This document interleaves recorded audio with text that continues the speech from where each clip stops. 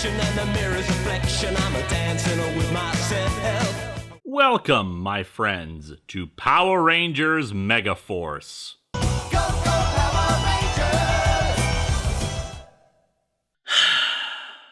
2013 was not so long ago at the time of this video's creation, but we live in a world where media is consumed rapidly and discarded just as rapidly as new things come about. As such, it's easy to forget that 2013 was a milestone anniversary year for many pop culture franchises. Doctor Who celebrated its 50th anniversary. James Bond, the novels anyway, celebrated its 60th birthday. And of course, Power Rangers celebrated its 20th. These kind of pop culture milestones should not be shrugged off. Pop culture is often a glut of material. Memes, shows, movies, songs, celebrities, jokes, language, politics, news. A single year can alter the landscape of what people are talking about, what people are watching and listening to, what they'll feel nostalgic for. The idea that some product will be talked about not just for more than 1 year, but yes, 50 years after its initial creation is pretty damn impressive. And when you consider how most people view a product like Power Rangers, it's all the more astonishing that it has lasted for more than 20 years with new material. And all the more saddening when it seems like the people working on the product just don't seem to care. I tried to be fair to Samurai because they were fighting an uphill battle with it. Adapting a difficult series, new network, hadn't done anything like it in years, and from what I've heard, they had to put together an entire show in a very short amount of time. But now the kid gloves are off. They had 2 years to get their act together, 3 if you count the first half of this. And yet, in many ways, Power Rangers Megaforce is inferior to Samurai. I still say Overdrive is worse because it would often get purely unbearable to watch, but Megaforce's problem is that it's such a disappointment. The name of the game is lazy, except it's a bizarre form of laziness, where they will put effort into things, just the wrong things, not the things that are actually important to fix, or they'll fix something that wasn't broken. Megaforce is technically the 20th Power Ranger season. You may have noticed that I condensed Samurai and Super Samurai into one retrospective, although the series name seems to change and imply that it's different. However, there is so little story in the 2 seasons, so little that actually changes overall from one season to the next, that there's no reason to really separate them. At least with the 3 seasons of Mighty Morphin, they all had a different feel and enough running story to justify splitting them up. And bear in mind, the main story of Season 1 in 60 episodes was Tommy coming in, losing his powers, and then gaining them once again. And that was a season that was so formulaic in its episodes that it's still mocked today. But as I said, Megaforce fails in even that, since it's hard to even say that the show is formulaic when it's all over the place. The tone doesn't know what it wants to be about. Actually, I take that back. The tone is action scenes. Cram as many action scenes as possible into the series. Burn through as much Sentai footage as we can. But yeah, another 2 seasons. Meaning that Super Megaforce, the season that actually does do the anniversary stuff, didn't even happen in time for the 20th anniversary and was instead pushed to the 21st year if you go by their numbering. Admittedly, part of this is Nickelodeon's fault with their arbitrary, every series must be around 20 or so episodes per season rule. But 20 episodes is roughly 7 hours of content. If movies can tell coherent, rich, interesting stories in 2 hours or less, you have no excuse why you can't do the same with over 3 times that length. Different mediums, yes, but even Power Rangers has been able to tell emotionally gripping stories in 20 minutes in the past. Hell, even other children's shows these days are capable of that in half an episode's time. 10 minutes to tell an emotionally engaging story while also containing action. But I suppose we should actually start talking about Megaforce.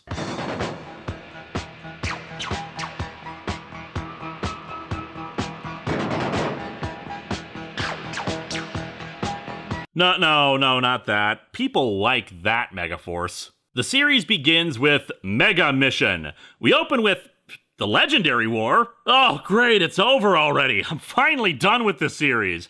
No, of course not. It's a Dream by this kid, Troy. After getting to class, we're introduced to the only teacher in the city of, town, Mr. Burley. Despite being a science teacher, he believes in cryptozoology. And that's the beginning and end of him. He's there for the occasional comic relief, but otherwise he is a completely superfluous character. What species will outlast all others on Earth? Is this gonna be on the test?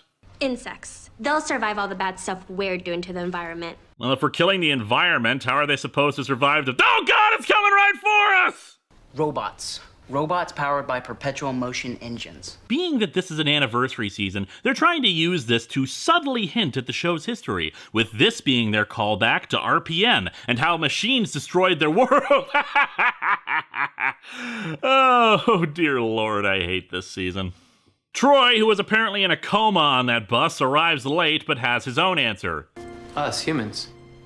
How's that, Troy? If humans work together, we can overcome anything.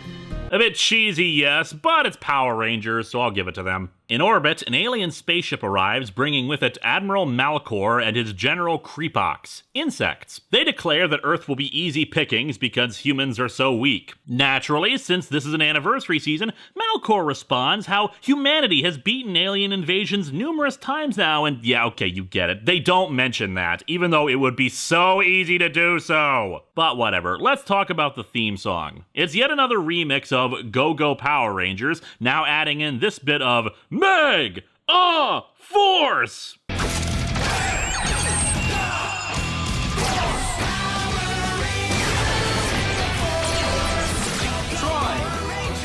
As I said last time, I'm a sucker for this theme song, so I really don't mind that they're using it yet again. Hell, it's probably good for brand consistency and keeping the little kids reassured that this is Power Rangers. However, I know a lot of people actually responded quite negatively to it, since by this point in the franchise, we're just kinda used to the theme song changing every time there's a new team. Me, I'm just happy we have a good song lasting a while rather than a bunch of mediocre ones. That being said, being an anniversary season, it was actually even more important that this one try to harken back to the old days, since Lord knows we barely get any other references in the first half of the show. However, we did not yet again require the characters to yell out their names. And this is also our first sign of the laziness of the season. Last season, the Yellow Ranger was Emily and the Pink Ranger was Mia. This season, the Yellow Ranger is Gia and the Pink Ranger is Emma. Congratulations on not being able to think of names that sounded different from the last season. That's not going to confuse the little kids at all. It may have just been an unintentional coincidence, since according to an interview with Sierra Hanna, who played Gia, the character name was inspired by Angelina Jolie. We set up some character stuff. Emma is into environmentalism and is a photography enthusiast. Gia is confident and Emma's best friend. Jake has a crush on Gia and is very much into soccer, and Noah is the token nerd. As Malcor talks to another of his generals, Vrock, we cut over to a cave inside of an ocean bluff. Inside said cave is a CGI robot, dormant until a series of multicolored consoles turn on. And thus we're introduced to our mentor, a big tiki head on the wall named Gosei. Our robot buddy is Tensu, who's kind of like a weird combination of Wall-E and Johnny Five, but the voice of Orko from He-Man. Gosei states that aliens have landed on Earth, and thus they must assemble a team. It's time to assemble a new team of heroes. The most energetic and unstoppable group that exemplifies the enduring human spirit. Energetic and unstoppable. Don't say it. Teenagers. Well, admittedly, a more positive description than overbearing and over-emotional, but have you actually met teenagers, Gosei? Energetic is not how I would describe the demographic that's forced to get up at 6 in the morning after multiple hours of homework and the regular stresses of puberty. But then again, this is a television show, so there you go. Get me 5 kids with talent and attitude, and get them now. Back over to said teenagers with attitude, we see that they're all converging at Ernie's brain freeze. Unfortunately, it is not the same Ernie of old, since sadly Richard Janelle passed away in 2008 from a heart attack. But hey, at least they got Greg Bullock back to play Lieutenant Stone to keep with the continuity of everything. Hey, Tips. What can I get for you? The usual. But make it 3. 1 for each of us and 1 for the very pretty girl in the corner. Sure. You look different, Lieutenant Stone. Did you get a haircut? Yeah, no, just another dude named Ernie. More on this later. In the meantime, our heroes are teleported to the command center, including Troy, who's just kinda hanging out on a rooftop practicing martial arts. Or it could just be that he hates water bottles, considering he tries to kick one right before the teleport. The group is, of course, confused by all of this, and lights spring up in the command center, revealing not only its rather minimalistic nature, but row upon row of small statues of previous Ranger teams lining the walls. I've seen these before.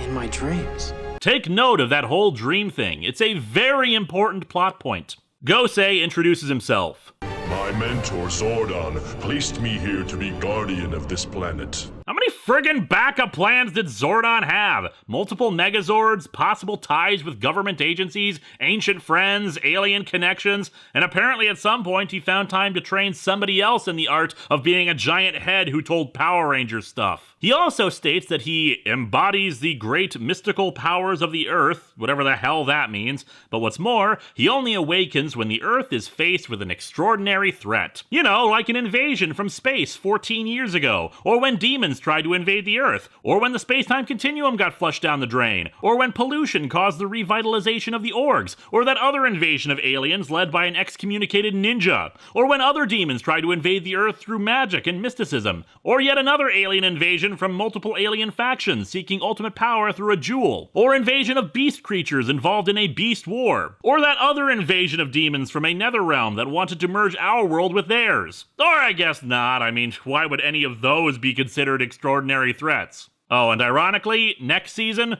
more aliens. Why the hell does this keep happening in Power Rangers? Does the other side of the moon have a big neon sign on it that says vacancies? By the by, while we never see him take on any other forms, Gosei says that he took this form so that he could look familiar to humankind, implying that he's either a shapeshifter or is actually very different from how he appears to us. Just another aspect of this show that goes completely unexplored and unexplained. He says he's chosen them carefully. Emma, you're not only a great BMX cyclist, but you also truly care about the environment. You go to great lengths to take care of it. Your Instagram account has done more to help the environment than even the EPA. Pink is my favorite color.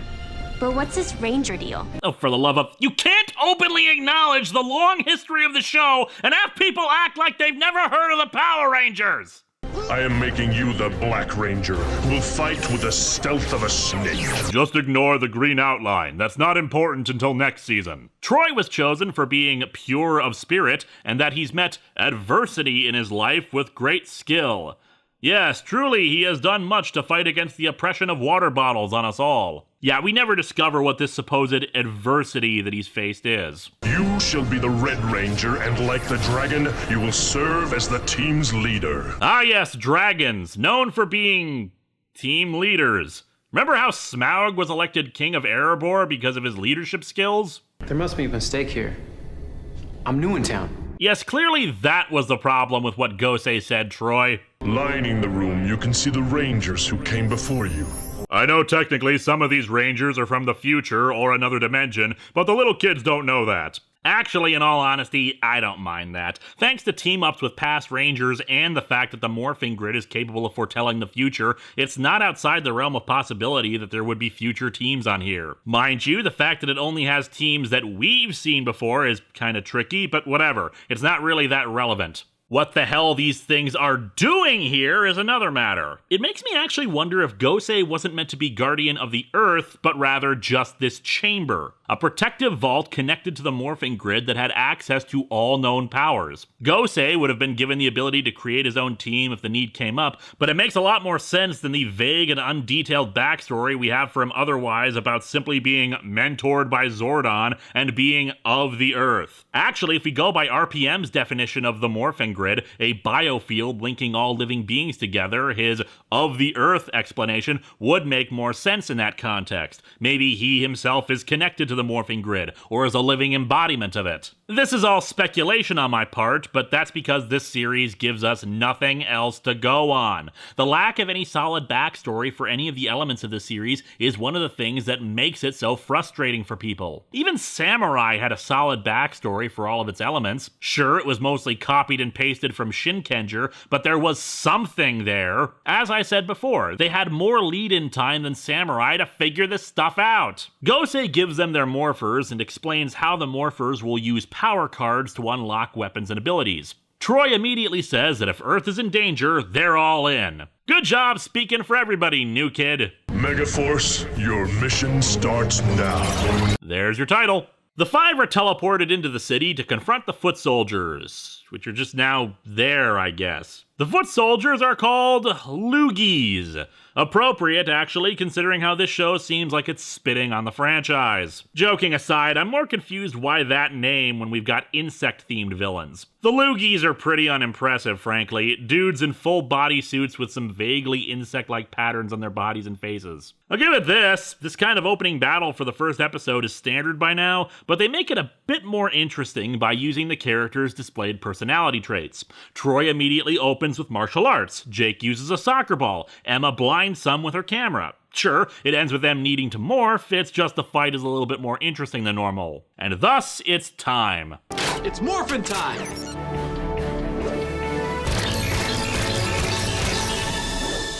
Go, go, Megaforce!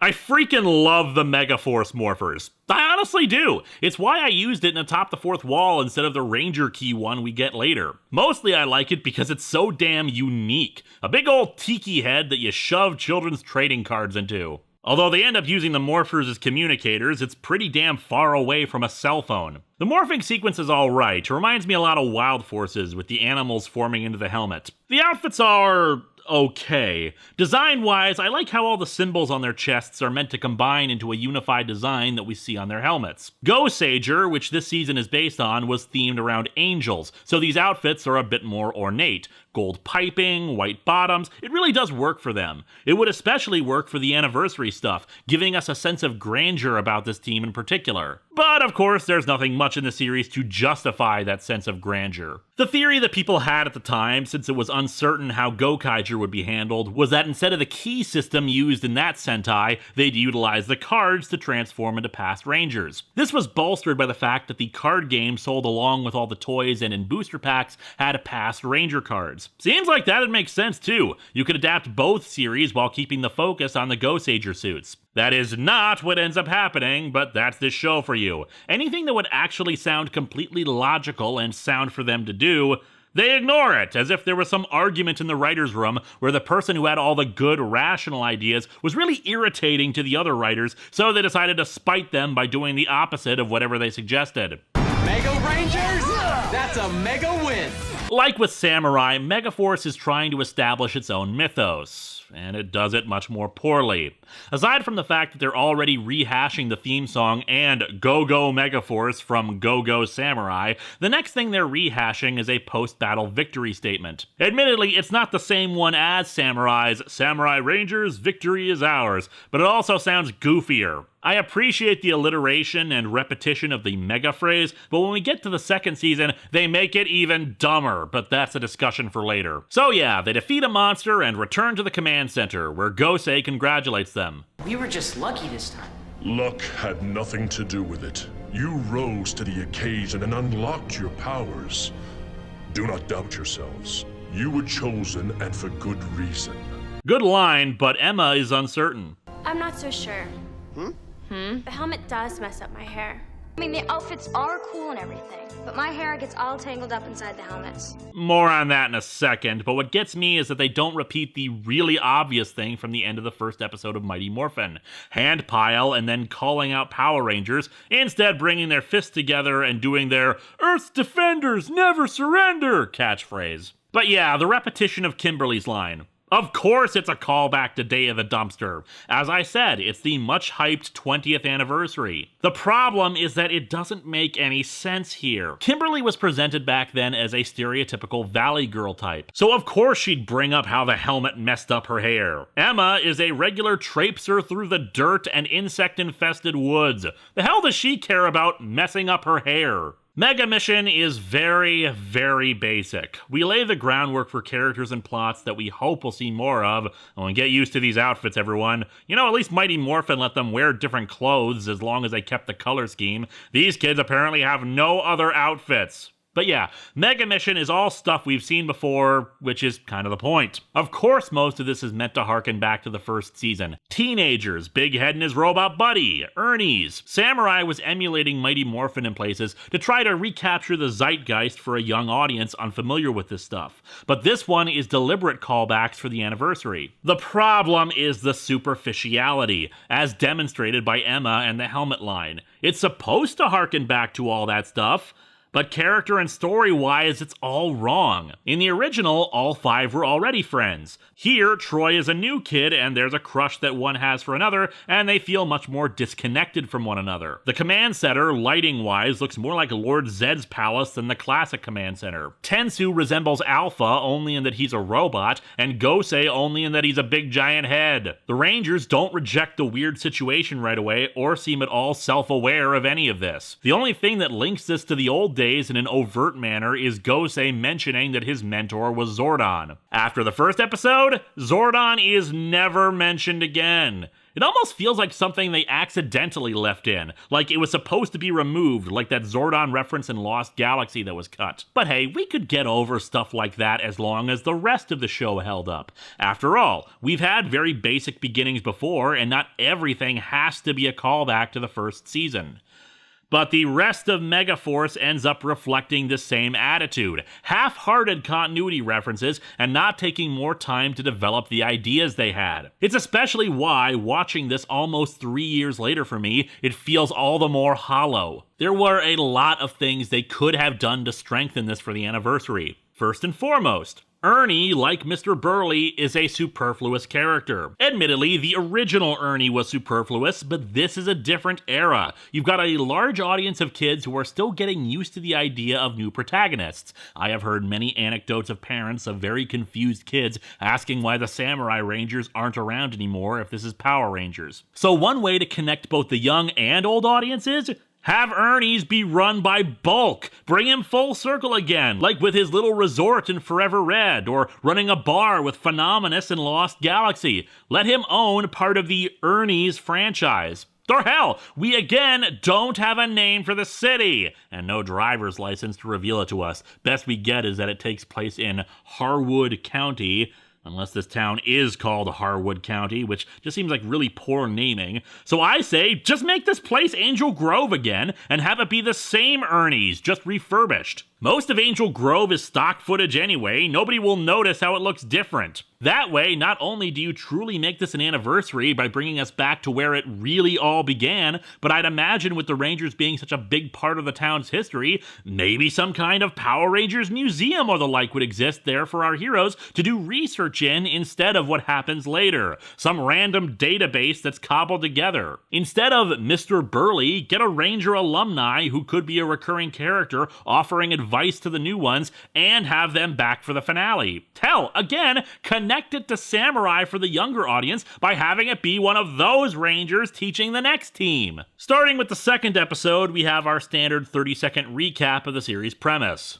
Our world was once a safe and happy place, says the opening to the 20th year of bizarre, terrifying creatures wreaking massive, large-scale destruction and despair. We also have Troy running into Creepox, who wants to know why humans defy the insect invasion when they can be so easily defeated. Troy says humans are tougher than they appear. Clearly, this is setting up a long-running rivalry between the two that will of course be resolved in a mere 7 episodes, and the two having shared screen time all of 2 or 3 times before then.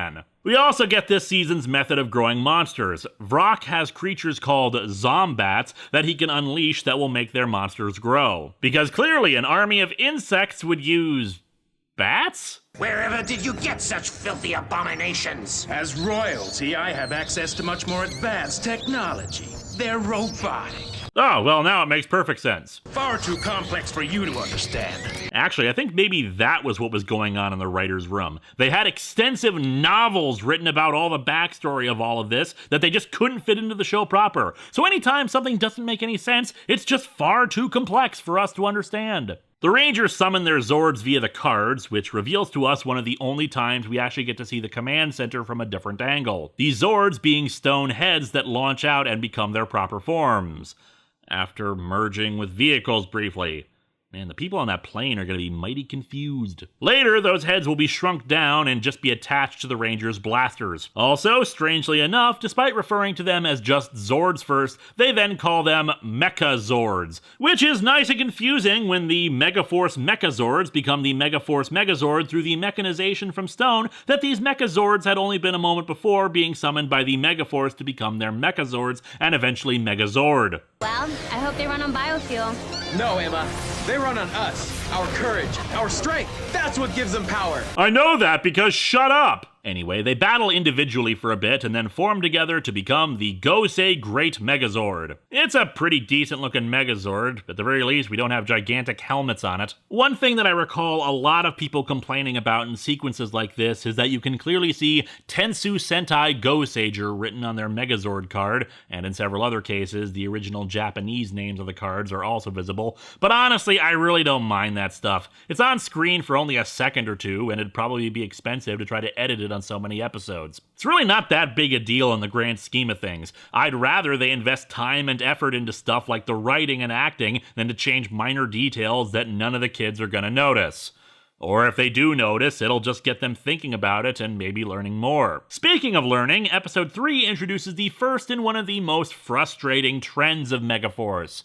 Gosei handing out new powers and weapons for seemingly no reason. Episode 3's is actually one of the less egregious examples of this, since it's a Noah-focused episode about believing in himself, wherein, through self-confidence, he is able to help repel a monster and is awarded for this with new Zord heads. The first problem I have with this is that it's only the 3rd episode. Can we at least have a few episodes of the regular Zords before we start getting upgrades? But the larger problem, as I said, is when they're given powers for doing nothing. Sometimes they get Zords if they've earned them, but then there's episode 4, a kind of Troy-focused episode, more about a one-off character. New Zords are given to Jake and Gia to increase the Megazord's speed, despite them doing nothing to earn them. In episode 7, Gosei gives them an upgrade just because Troy asks for one during a slightly tougher fight. Episode 10, a reward for working together, aka